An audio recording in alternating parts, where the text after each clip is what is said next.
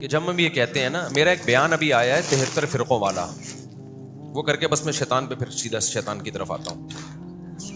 میرا بیان ابھی ایک آیا ہے، ایک پوڈ کاسٹ میں نے انٹرویو دیا ہے کہ اس امت میں 73 فرقے ہوں گے. تو جو لوگ کہتے ہیں فرقہ سارے فرقے غلط ہیں، تو حدیث میں آتا ہے کہ 72 فرقے جہنم میں اور ایک جنت میں. تو میں نے یہ کہا کہ وہ ایک بھی تو فرقہ ہی ہوگا نا. کیا خیال ہے بھائی؟ اگر سارے فرقے غلط ہیں تو وہ ایک بھی کیا ہوگا؟ وہ بھی تو فرقہ ہی ہوگا. تو میرا یہ بیان چلا، اس پہ لوگوں کا ری ایکشن آنا شروع ہوا کہ نہیں وہ فرقہ نہیں ہوگا، وہ تو جماعت ہوگی، الجماع. وہ کیا ہوگا؟ الجماع ہوگا. یہ جواب دے کے جن لوگوں نے یہ جواب دیا نا، وہ اور زیادہ پھنس گئے ہیں. ٹھیک ہے نا؟ اگر صرف فرقہ کہہ دیتے نا تو بچت ہو جاتی. انہوں نے کیا کہہ دیا کہ وہ فرقہ نہیں ہوگا جو جنت میں جائے گا، وہ کیا ہوگا؟ الجماع. بات صحیح ہے، وہ الجماع ہوگی، لیکن ہوگا فرقہ جس کو نبی نے کیا کہا ہے؟ جماعت المسلمین کہا ہے، سواد المسلمین کہا ہے. نبی صلی اللہ علیہ وسلم نے فرمایا ایک جنتی 72 جہنمی. جو ایک ہے وہ باقاعدہ جماعت ہوگی مسلمانوں کی، وہ 2-4 لوگ نہیں ہوں گے. لہذا اس جماعت سے چمٹے رہنا. اب دیکھ لو، جماعت زیادہ کو کہتے ہیں یا کم کو کہتے ہیں؟ جو جماعت سے ٹوٹ کے الگ ہوتا ہے اس کو فرقہ کہا جاتا ہے، جو جماعت میں رہتا ہے اس کو فرقہ نہیں کہا جاتا. اب آپ دیکھ لو، صدیوں سے جو تواتر سے اسلام چلا آ رہا ہے، وہ تو 4 مکاتب فکر ہیں، حنفی، مالکی، شافعی، حنبلی، جو سب ایک دوسرے کو درست سمجھتے ہیں. تو جماعت تو وہ ہے. جو اس سے ٹوٹے گا وہ کیا ہوگا؟ سب سے پہلے شیعہ لوگ ٹوٹے اہل سنت والجماعت سے. وہ ٹوٹے، وہ صحابہ کے راستے سے، ٹریک سے الگ ہوئے. انہوں نے کہا ہم نے صرف اہل بیت کو فالو کرنا ہے. اس دعوے میں وہ کتنے سچے کتنے جھوٹے وہ جانے. لیکن صحابہ سے کیا ہوئے؟ وہ حضرت عمر کو نہیں مانتے، حضرت عثمان کے فیصلوں کو نہیں مانتے، حضرت ابو بکر کے فیصلوں کو نہیں مانتے. الجماعت میں سب سے پہلے تو خلفائے راشدین ہیں. تو خلفائے راشدین کے مکتب کو کس نے فالو کیا؟ یہ تو ائمہ اربعہ نے فالو کیا ہے. تو جو اس جماعت سے ٹوٹ کے الگ ہوگا، جو میجورٹی مسلمانوں کی، جمہور امت کی چلی آ رہی ہے، وہ فرقہ کہلائے گا. جو اس سے چمٹا رہے گا وہ فرقہ نہیں کہلائے گا. کمال کی بات یہ ہے، یعنی وہ فرقہ تو کہلائے گا، وہ والا فرقہ جو جہنمی ہے وہ نہیں کہلائے گا، بلکہ جنتی فرقہ کہلائے گا.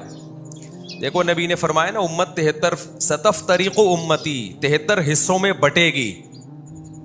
تو بٹے گی تو 72 حصے اور ایک جو ہے وہ بھی تو حصہ ہی ہوگا نا. اس کو حصہ کہیں، فرقہ کہیں، لیکن اس کے جنتی ہونے کی ایک علامت یہ ہوگی، وہ جماعت ہوگا. وہ کیا ہوگا؟ وہ بہت بڑی تعداد میں لوگ ہوں گے، اور یہ سارے دائیں بائیں نکلنے والے یہ ٹوٹے ہوئے لوگ ہوں گے. کمال کی بات ہے، جو اسکالرز ٹوٹے ہوئے ہیں امت کی میجورٹی سے، وہ اپنے آپ کو الجماع کہہ رہے ہیں، اور جن سے ٹوٹے ہیں ان کو جہنمی کہہ رہے ہیں. آئی بات سمجھ میں؟ کھوپڑی شریف میں ایک اور آسان مثال دوں گا، پھر بہت اچھی طرح آئے گی، لیکن پہلے یہ تھوڑا مشکل والی سمجھ لیں آپ، کیونکہ کچھ لوگوں کا مینٹل لیول اچھا بھی ہوتا ہے، وہ سمجھ بھی جاتے ہیں. مشکل مثالیں بھی، مشکل یہ بھی نہیں ہے، ٹھیک ہے نا، بہت آسان ہے.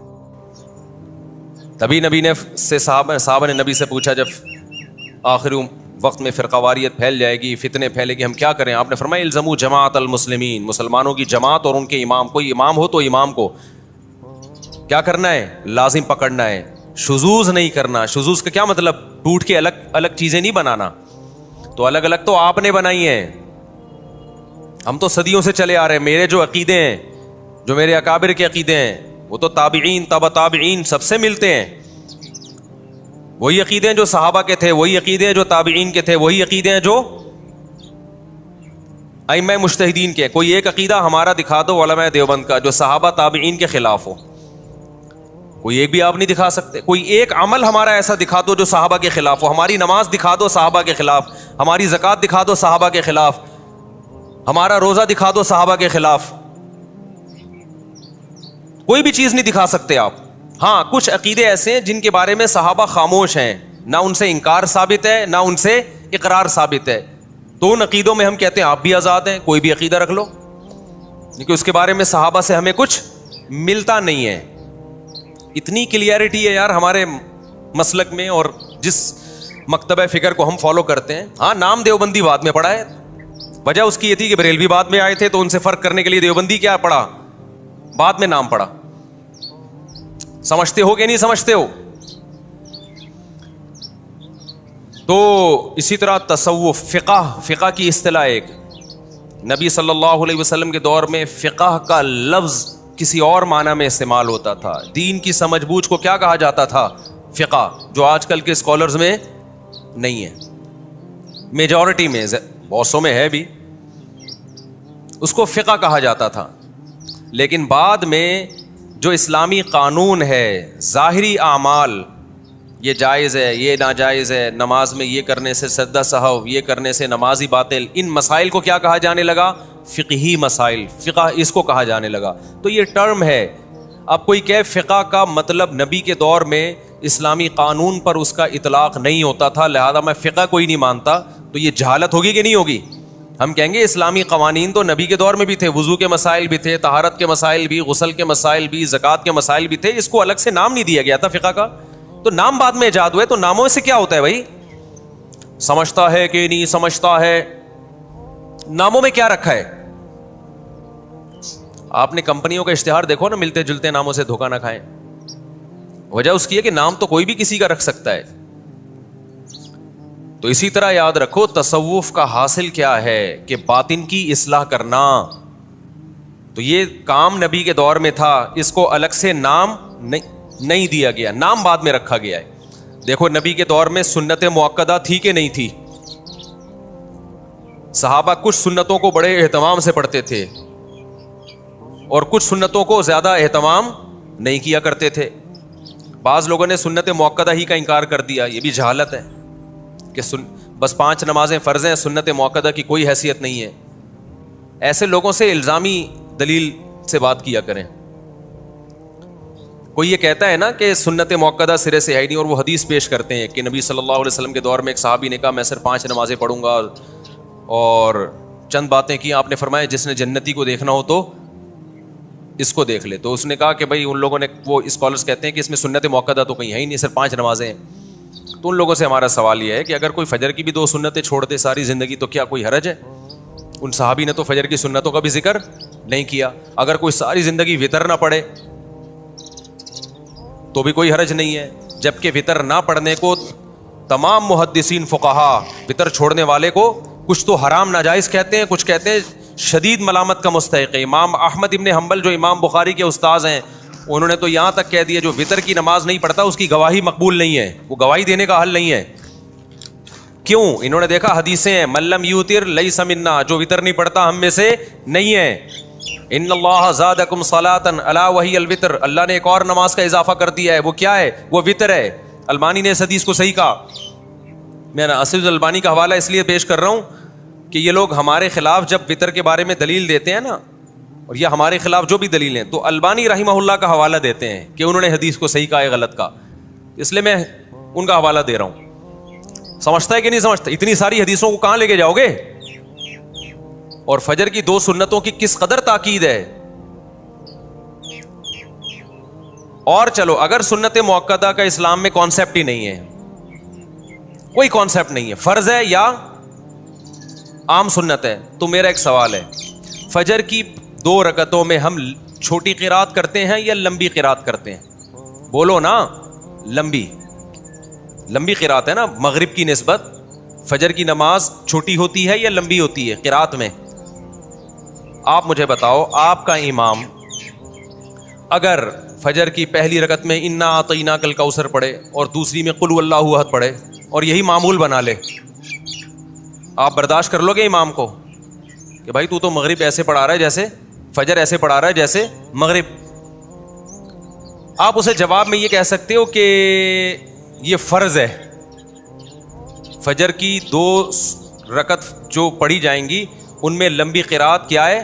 فرض ہے. آپ یہ کہہ سکتے ہو امام کو؟ فرض تو نہیں ہے, اگر فرض ہوتی تو پھر انا اعطینا سے نماز ہوتی نہیں. آپ جواب میں یہ کہو گے بھائی یہ سنت ہے, فجر کی 2 رکعتوں کو طول دینا کیا عمل ہے؟ سنت عمل ہے. انا اعطینا آپ مغرب میں پڑھ لیں, چلو کبھی کبھار فجر میں ہو جائے, سفر میں آپ تھے یا کہیں تھکاوٹ تھی تو ایک الگ بات ہے. نارملی فجر میں لمبی قرات کرنا سنت ہے. جواب میں وہ یہ کہے کہ سنت ہے نا، کوئی فرض واجب تو نہیں ہے. جواب میں وہ یہ کہے کہ سنت ہے نا، کوئی لازم تو نہیں ہے نا. آپ نے کہا ہاں جی ہم نے تو بعض اسکالرس کو سنا ہے کہ یا تو فرض ہوتا ہے یا سنت موقدہ تو کچھ ہوتا ہی نہیں ہے. آپ کو ہاں سنت ہے تو کیا جب ضروری نہیں ہے؟ ان صحابی نے تو کہا تھا 5 نمازیں فرض ہیں. 5 نمازیں کیا ہیں؟ فرض ہیں. تو میں یہ 5 نماز پڑھ لی نا میں نے فجر کی، ہو گئی نا، انا اعطینٰ سے بھی تو ہو گئی نا. آپ جواب میں کہو گے بھائی عام سنتوں کی طرح نہیں ہے فجر کی 2 رکعتوں کو طول دینا، یہ سنت مؤکدہ ہے. نبی نے ہمیشہ فجر کی 2 رکعتیں لمبی پڑھی ہیں. تو بتا دیا کہ فجر پڑھنے کا اوریجنل طریقہ یہی ہے. تو جیسے فجر کی 2 رکعتوں کو طول دینا، لمبا کھینچنا عام سنت نہیں ہے بلکہ سنت مؤکدہ. جو امام یہ کام نہیں کرے گا قابل ملامت ہوگا، اس کو امامت سے نکالا بھی جا سکتا ہے کہ یار تو روزانہ انا اعطینٰ سے فجر پڑھا رہا ہے، یہ کیا کر رہا ہے بھائی؟ انا اعطینٰ پڑھتا ہے، دوسری میں قل اللہ پڑھتا ہے، یہ فجر ہے یا مغرب ہے؟ یہ سمجھ میں نہیں آ رہا کیا کر رہا ہے. وہ کہے کہ فرض واجب تو نہیں ہے نا، اسے کہا جائے گا سنت مؤکدہ ہے. اور جو سنت مؤکدہ کو چھوڑ دیتا ہے وہ قابل ملامت ہوتا ہے اور واجب الاخراج ہوتا ہے. آپ پتلی گلی سے نکلو، ہم کوئی تمیز کا امام لائیں گے جو فجر تمیز سے پڑھائے. تو اسی طرح جیسے نماز کے اندر کی کچھ سنتیں عام سنتیں، کچھ سنتیں مؤکدہ ہیں، ایسے ہی نماز کے باہر کی بھی سنتوں میں کچھ عام ہوتی ہیں، کچھ سنتیں مؤکدہ ہوتی ہیں. تو فجر کی جو 2 فرض ہیں، اب میں ایک اور مثال آپ کو دیتا ہوں. فجر کے 2 فرض امام آ کے پڑھاتا ہے، اس سے پہلے نہ گھر میں سنتیں پڑھتا ہے نہ مسجد میں آ کے پڑھتا ہے. ڈائریکٹ گھر سے آیا مصلی پہ کھڑا ہو گیا نا. آپ نے 1 مہینہ دیکھا یار امام صاحب سنتیں نہیں پڑھتے، آپ نے کہا گھر پہ پڑھتے ہوں گے، زیادہ نیک ہیں یہ، گھر پہ پڑھ کے آتے ہوں گے. آپ نے پوچھ لیا امام صاحب ماشاء اللہ بڑی خوشی ہوئی، آپ فجر کی 2 سنتیں ہمیشہ گھر پہ پڑھتے ہیں ماشاء اللہ. وہ امام نے کہا نہیں میں گھر پہ نہیں پڑھتا، آپ کو غلط فہمی ہوئی ہے. آپ کہیں گے پھر مسجد میں تو نظر نہیں آئے. تم نے کہا میں پڑھتا ہی نہیں ہوں، کیونکہ ہم نے فلاں فلاں فلاں کا بیان سنا ہے، اس میں کہ 5 نمازیں فرض ہیں، سنتیں بولو پڑھ لو، نہیں پڑھو نہیں پڑھو. پوری دنیا میں کہیں بھی چلے جاؤ نا، کوئی بھی ایسے امام کو چھوڑے گا نہیں. کہا جائے گا یہ جو 2 فرض کے ساتھ پچھلی 2 سنتیں ہیں، یہ تمام سنتوں میں سب سے زیادہ مؤکد سنتیں ہیں. تبھی بعض ائمہ کی رائے تو یہ ہے کہ اگر جماعت کھڑی بھی ہو جائے تو آپ مسجد کے باہر 2 سنتیں پڑھ لیں، بشرطے کہ آپ کو جماعت میں شامل ہونے کا یقین ہو. بعض حضرات کی یہ بھی رائے ہے ان کی تاکید کی وجہ سے، اور بعض صحابہ سے ثابت ہے کہ چھوڑتے نہیں تھے کسی قیمت پہ. تو بس چند ایک حدیث یہاں سے ملی ایک وہاں سے ملی، اٹھا کے پورے کلپ بنا کے لوگ کیا کر رہے ہیں؟ ڈال رہے ہیں. ضلوا واضلوا، حدیث میں جو آتا ہے نا کہ قرب قیامت میں ایسے لوگ ہوں گے جو خود بھی گمراہ ہوں گے اور دوسروں کو بھی گمراہ کریں گے. تو سنت مؤکدہ کا لفظ ہمیں قرآن و سنت میں نہیں ملے گا، یہ ایک ٹرم ہے، لیکن سنت مؤکدہ ملے گی، یہ لفظ نہیں ملے گا. صحابہ کے دور میں یہ اصطلاحات نہیں تھیں. بعد میں فقہائے کرام نے، علماء نے عوام میں آسانی پیدا کرنے کے لیے کہ ہر عبادت کو اس کا مقام دیا جائے تو اس کے لیے اصطلاحات ایجاد کی ہیں. نبی کے دور میں تو فرض بھی اس معنی میں نہیں تھا جس میں ہم فرض کہتے ہیں. سنت کو بھی فرض کہا گیا ہے اور فرض کو سنت کہا گیا ہے.